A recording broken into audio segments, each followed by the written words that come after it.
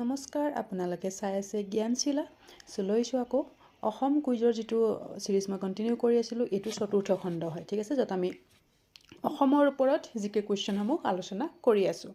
আগৰ পাৰ্টকেইটা যদি নাই চোৱা চাবা, তেতিয়াহ'লে তাৰ কাৰণে আমাৰ প্লে'লিষ্টত অসম কুইজ বুলি বনাই থোৱা লিখি থোৱা আছে, তাত গ'লে তোমালোকে আগৰ ভিডিঅ'কেইটা পাবা। ঠিক আছে, আৰু আমাৰ হোৱাটছএপ গ্ৰুপৰ লিংক ডেছক্ৰিপশ্যন বক্সত দি থোৱা আছে। তোমালোকে যদি গ্ৰুপত জইন হ'ব বিচৰা, ডেছক্ৰিপশ্যন বক্সত লিংকত গৈ পেলাই জইন হ'ব পাৰিবা। আৰু চেনেলটো যিসকলে ছাবস্ক্ৰাইব নাই কৰা, এতিয়ালৈকে ছাবস্ক্ৰাইব কৰিবা, যাতে নেক্সট ভিডিঅ'ৰ আপডেটসমূহ তোমালোকে সময়মতে পাই থাকা। চ' প্ৰথম প্ৰশ্নটোত আজি আছে, অসমৰ আটাইতকৈ ডাঙৰ পুখুৰীটোৰ নাম কি হয়? ডাঙৰ পুখুৰীটোৰ নাম সুধিছে। তো ইয়াতে অপশ্যনত আছে দীঘলী পুখুৰী, জয়সাগৰ পুখুৰী, সৌভাগ্যকুণ্ড আৰু চান্দুপি। শুদ্ধ উত্তৰটো ইয়াতে হ'ব অপশ্যন বি, জয়সাগৰ পুখুৰী যিটো আছে শিৱসাগৰৰ ৰুদ্ৰসিংহই এই পুখুৰীটো খন্দাইছিলে। নিশ্চয় জানা তোমালোকে, তো ৰুদ্ৰসিংহই এই পুখুৰীটো খন্দাইছিলে। এইটো হৈছে আমাৰ অসমৰ আটাইতকৈ ডাঙৰ পুখুৰী। ঠিক আছে, তাৰপিছত অসমৰ আটাইতকৈ পুৰণি ৰেল ষ্টেচনটোৰ নাম কি? Furkating rail station, Kamakhya rail station, Silchar rail station নে ডাঙৰি ৰেল ষ্টেচন? শুদ্ধ উত্তৰ কি হ'ব? শুদ্ধ উত্তৰটো হ'ব অসমৰ যিটো একেবাৰে পুৰণি ৰেল ষ্টেচন, সেইটো হৈছে অপশ্যন ডি, যিটো আছে ডাঙৰি ৰেল ষ্টেচন। ঠিক আছে, ডাঙৰি ৰেল ষ্টেচনটো অসমৰ আটাইতকৈ পুৰণি ৰেল ষ্টেচন। এইটো আছে ক'ত? ডিব্ৰুগড়ত আছে। ডিব্ৰুগড়ত এইটো আছে। অ'কে, নেক্সট, কোচ ৰজা বিশ্বসিংহৰ পিতৃ কোন আছিলে?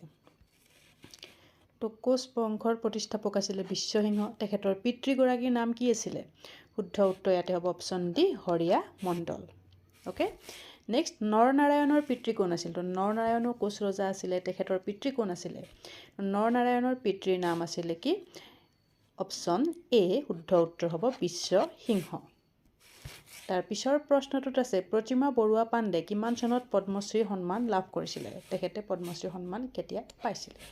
ইয়াতে আছে 1991, 95, 97, 1999। কাৰেক্ট এনচাৰ হ'ব অপশ্যন এ, 1991। নেক্সট, মহাত্মা গান্ধীৰ আত্মজীৱনীখন কোনে অসমীয়ালৈ অনুবাদ কৰিছিলে? মহাত্মা গান্ধীৰ যিখন আত্মজীৱনী, এইখন অৰিজিনেলখনৰ নাম কি আছিলে? মাই এক্সপেৰিমেণ্ট উইথ ট্ৰুথ। ঠিক আছে, তো এইখন কোনে অসমীয়ালৈ অনুবাদ কৰিছিলে? ইয়াতে আছে যুগল দাস, অমিয় কুমাৰ দাস, ভৱানন্দ চলিহা, অম্বিকাগিৰি ৰায় চৌধুৰী। শুদ্ধ উত্তৰ হ'ব অপশ্যন বি, অমিয় কুমাৰ দাস। আৰু সেইখনৰ নাম আছিলে কি? মোৰ সত্য অন্বেষণৰ কাহিনী। মোৰ সত্য অন্বেষণৰ কাহিনী সেইখনৰ নাম দিছিলে, যিখন মহাত্মা গান্ধীৰ আত্মজীৱনী হয়, অসমীয়ালৈ অনুবাদ কৰিছিলে। নেক্সট, শংকৰদেৱ আৰু মাধৱদেৱৰ মিলন ক'ত হৈছিলে? ক'ত হৈছিলে? যিটোক মণিকাঞ্চন সংযোগ বুলি কোৱা হয়, নিশ্চয় শুনিছা।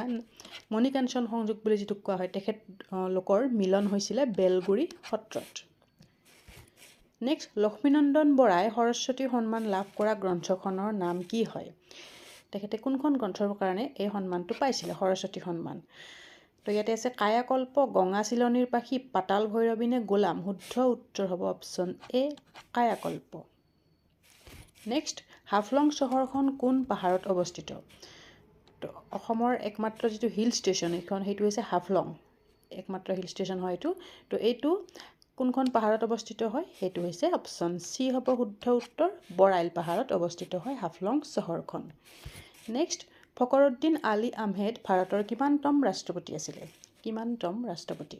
তো আমাৰ অসমৰ পৰা তেখেত আছিলে, তোমালোকে জানা।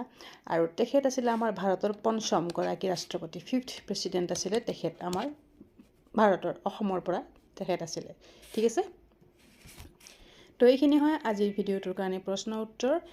তোমালোকে কিমানটা শুদ্ধ কৰিব পাৰিছা কমেণ্ট ছেকশ্যনত কমেণ্ট কৰিবা। আৰু অসম পুলিচ কনিষ্টবল পৰীক্ষাৰ কাৰণে যিসকলে প্ৰস্তুতি চলাই আছা, যদি তোমালোকে PDF যোগে পঢ়িব বিচাৰা, তেতিয়াহ'লে এই PDFটো তোমালোকৰ কাৰণে বনোৱা হৈছে।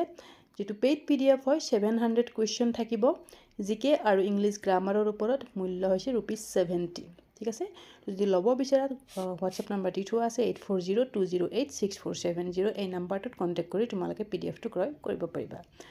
নাইবা ডেছক্ৰিপশ্যন বক্সত লিংক দিয়া আছে, তাত গৈ পেলাই তোমালোকে পাৰচেছ কৰিব পাৰা।